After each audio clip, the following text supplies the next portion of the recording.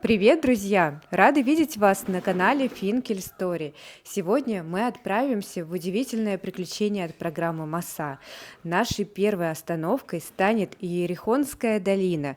Потрясающая финиковая плантация, созданная в пустыне биотехнологом Дораном Алушем, который репатриировался в Израиль из Франции в 21 год. Помимо экскурсии нас ждет мастер-класс по финиковому меду Силану и дегустация пива из фиников.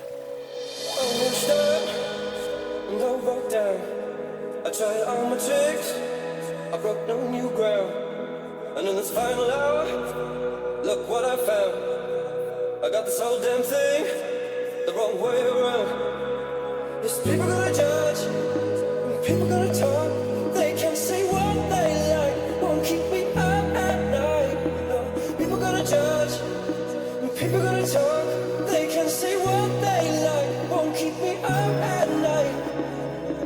Maybe we're still lost. Мы заехали на плантацию фиников.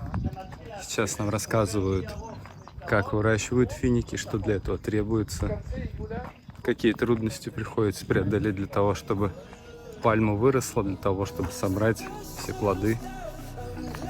Смотрите, где мы находимся, посмотрите, что за моей спиной, пустыня.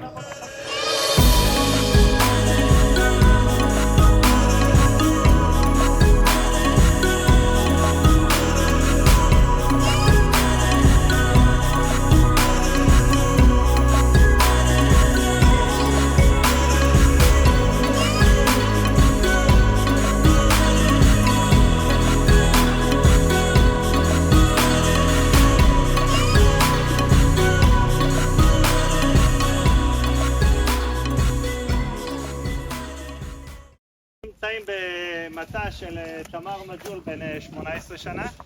Вы находитесь сейчас на плантации фиников сорта Маджуль, который 18 лет. המטרה של הביקור שלכם, שאתם תצאו פה מומחים לתמרים. Цель вашего визита, закончив визит, выйти отсюда специалистами по финикам. מתאים? טוב? Подходит? כן? Окей? אוקיי. בסדר גמור.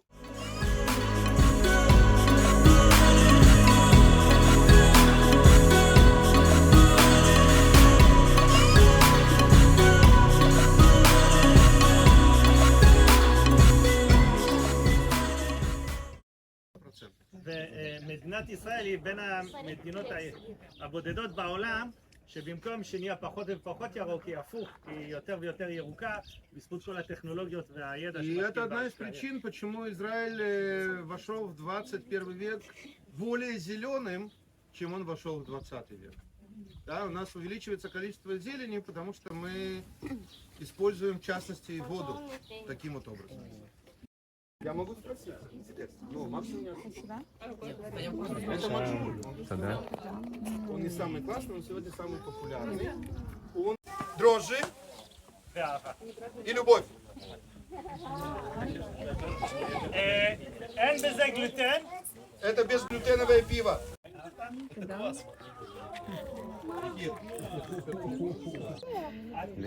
Лихаем.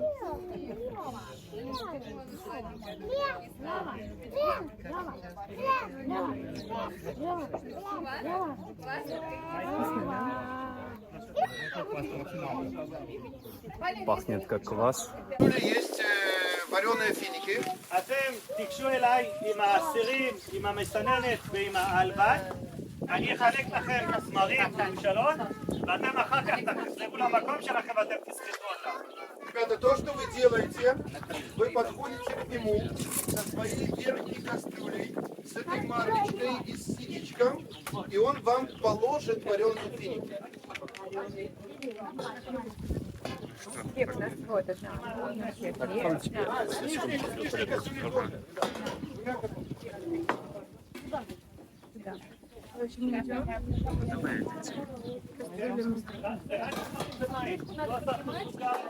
Ребята, это только финики и вода, мы ничего не добавляли. Закручивая вот этот хвостик сверху, мы начинаем выжимать. Осторожно, это горячее. Да?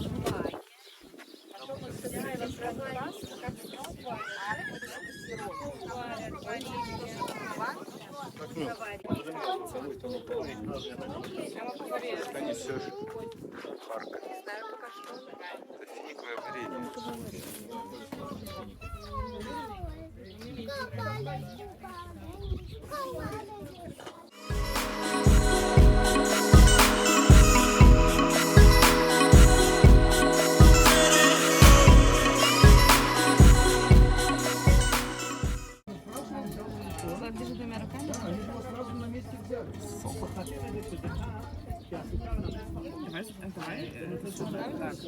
Ребята, вы это все...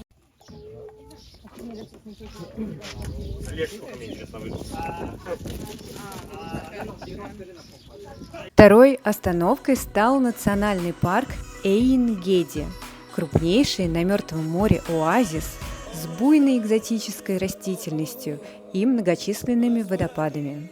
Сейчас идем купаться под какой-то большой или небольшой водопад, заповедник, а потом у нас поездка до самого Мертвого моря, где мы будем лежать как медузки. It was overdue. If I could walk a mile in your shoes, I know how it feels to dance like you. Почему горы в полосочку? Потому что это был океан. Отлагается на дне океана мертвый планктон, и получаются такие вот слои планктона, которые превращаются в известняк. Теперь вода, которая проникает в эти горы, она просачивается сквозь эти слои и уходит вниз, пока ничто, пока она не найдет водонепроницаемый слой. Обычно в этом слое больше глины. И что делает вода, когда она находит этот слой? Не проницает его, начинает распределяться, растекаться по бокам, ищет выход. Где она найдет выход? Там, где этот водонепроницаемый слой выходит на поверхность. А где он выйдет на поверхность? Там, где есть склоны. Представьте себе пирог, много-много слоев пирога. Вы посередине положили целлофан. В центр капаете водичку. Где эта вода выльется? Там, где этот целлофан выходит сбоку, правильно?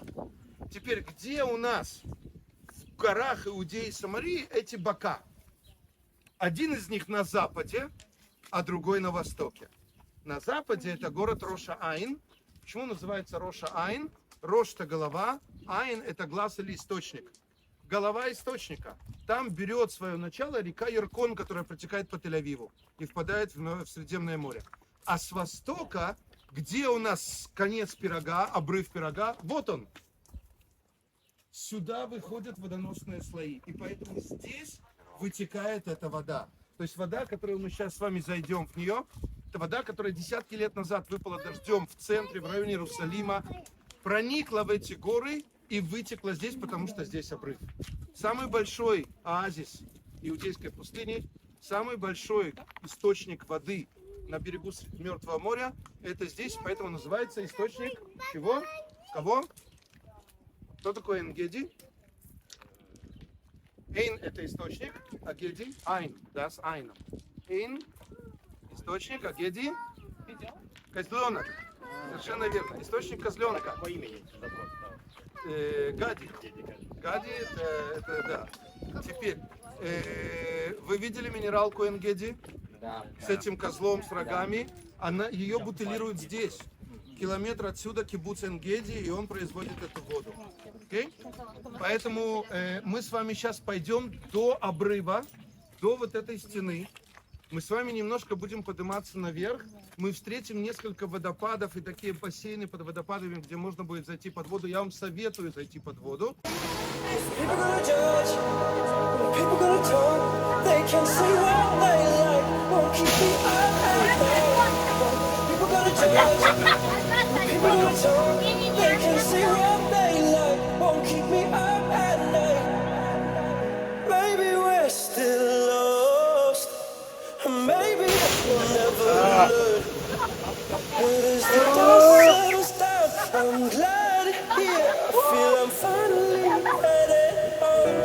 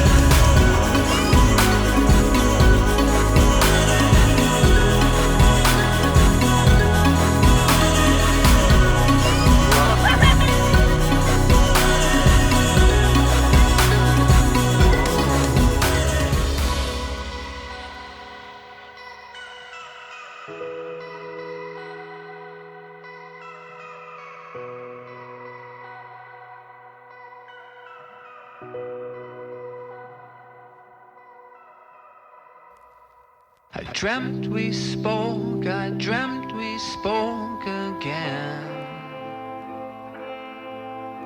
It'd been so long, it had been. И, конечно, завершением экскурсии купание в самом соленом море, Мертвом море. А также это самая низкая точка на суше, расположенная на 432 метра ниже уровня моря. Been so long, your voice was like a ghost in my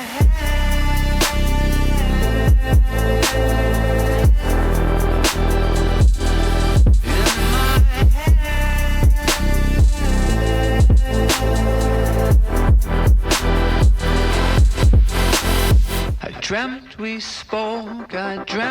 spoke. So long, Спасибо, что досмотрели видео до конца. Ставьте лайк, подписывайтесь на наш канал. Увидимся в следующих выпусках.